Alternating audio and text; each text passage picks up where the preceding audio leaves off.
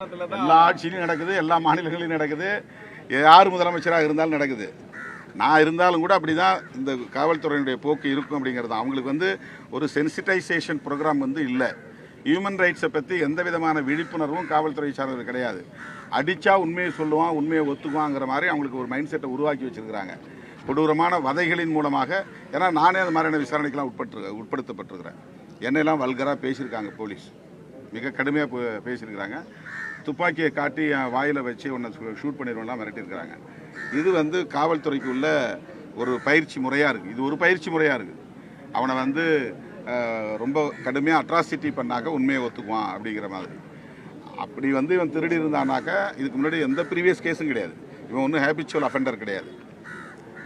அவன் மேலே எந்த விதமான வழக்கும் கிடையாது. முதல் முறையாக ஒரு தப்பை பண்ணியிருந்தாலும் கூட முதல் முறையாக 1.5 மணி நேரம் 2 மணி நேரம் வச்சு அடிக்கும் போதே உண்மையை சொல்லியிருப்பான்.